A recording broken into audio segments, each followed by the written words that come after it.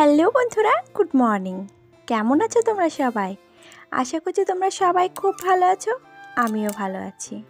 তো simple house wife জয়শ্রীর নতুন আর একটি ব্লগে তোমাদের সকলকে স্বাগত জানাই। এখন বাজে সকাল 8টা। তো এখন থেকেই তোমাদেরকে সাথে নিয়ে আমার ব্লগটা স্টার্ট করছি। আই হোপ যে আজকের ব্লগটা তোমাদের ভালো লাগবে। আর এই যে সকাল সকাল সিদ্ধ ভাত হয়ে গেছে, ওদিকে সকালবেলার বাসি কাজকর্ম তো কমপ্লিট হয়ে গেল দেখতেই পেলে। তো যাই হোক, এদিকে এসেছি চা খেতে। চাটা তো প্রতিদিন সকালবেলার একেবারে কমন বিষয়, কেননা আমি একটা চা লাভার মানুষ। একদিন হয়তো ভাত না খেয়ে থাকতে পারবো, কিন্তু একদিন চা না খেয়ে থাকা আমার দ্বারা যেন অসম্ভব হয়ে যায়।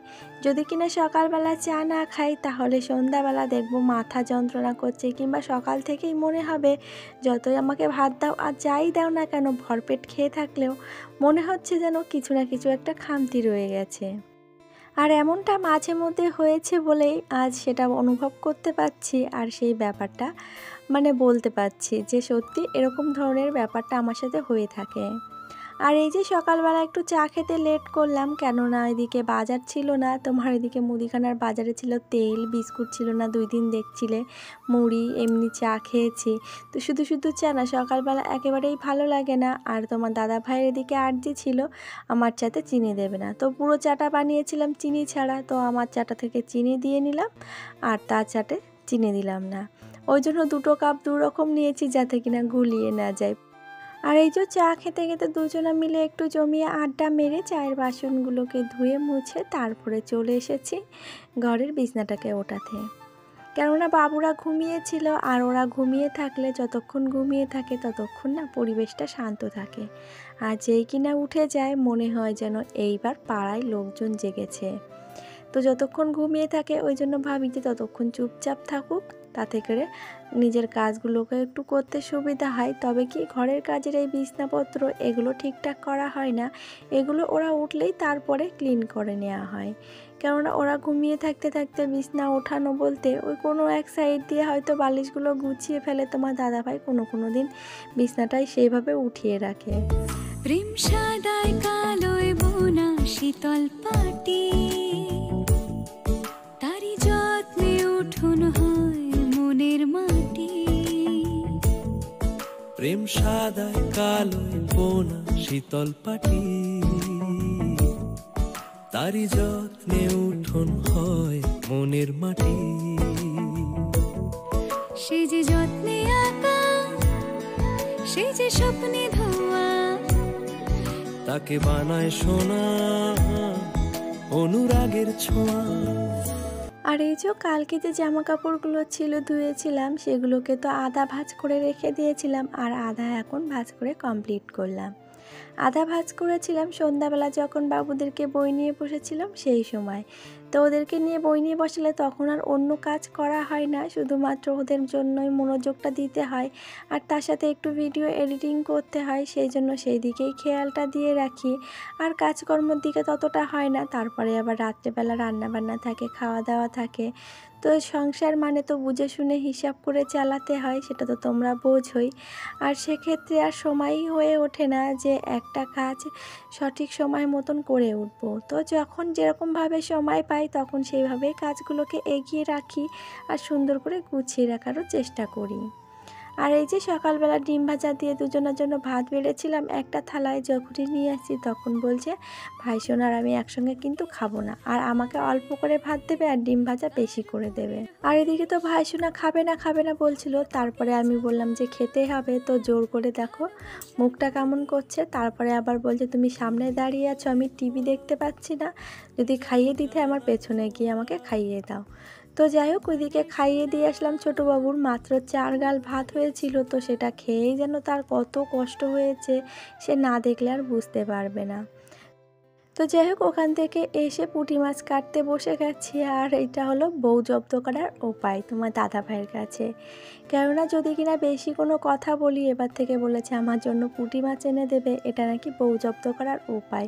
তাহলে বেশি কথা বলতে পারবো না, সারাদিন ধরে এই পুঁটি মাছ বাছতে সময় চলে যাবে।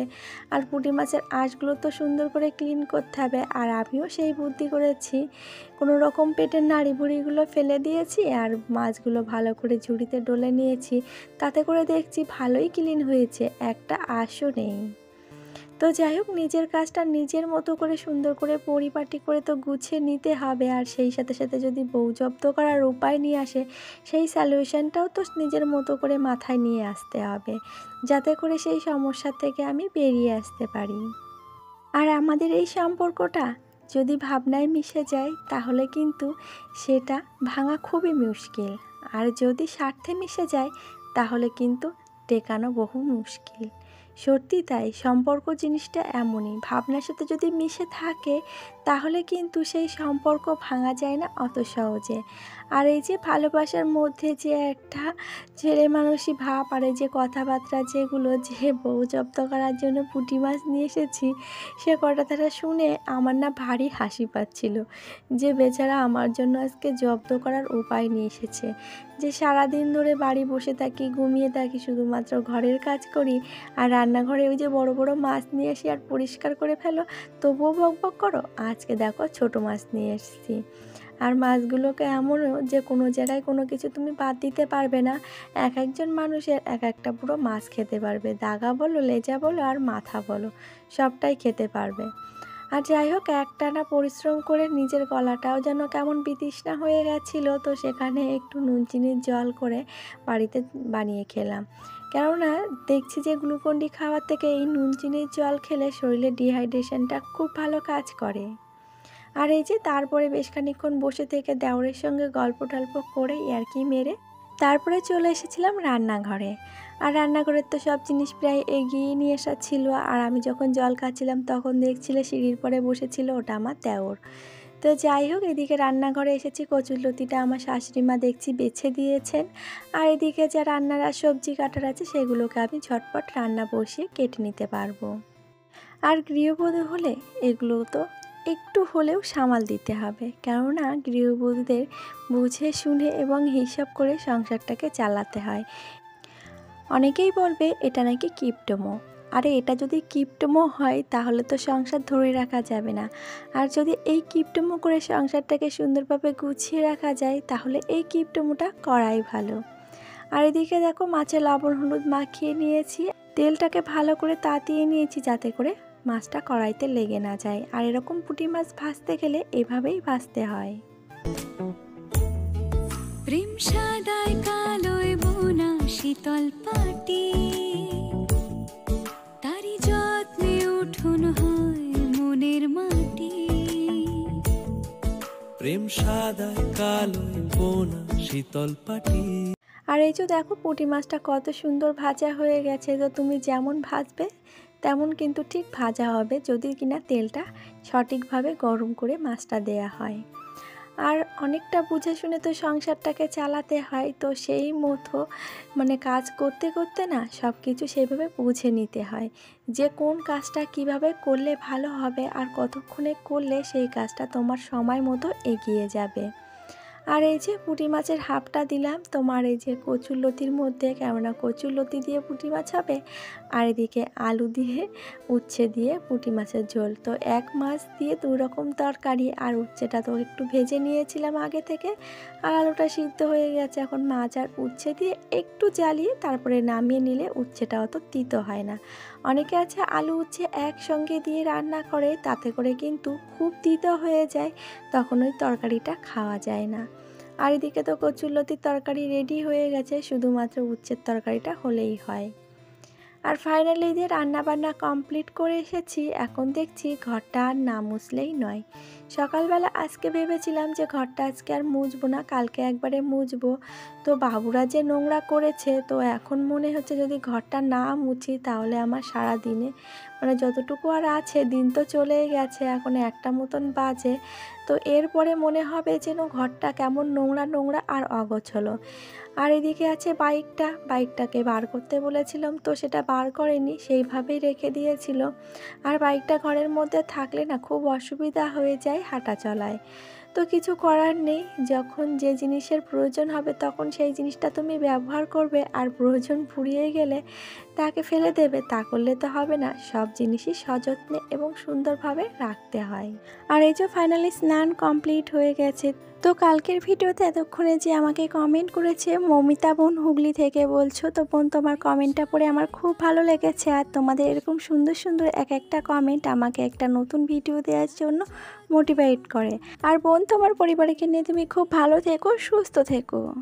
আর এর সাথে বলে রাখি, আমার আজকের ভিডিওটি তোমাদের কেমন লাগলো একটা কমেন্ট করে জানাতে ভুলবে না। আর যদি ভালো লেগে থাকে তো প্লিজ একটা লাইক করে দিও। আর নতুন যদি কোনো বন্ধু আজকে আমার ভিডিওটি এই পর্যন্ত দেখে থাকো, ভিডিওটি দেখে ভালো লাগলে চ্যানেলটিকে সাবস্ক্রাইব করে রাখতে পারো।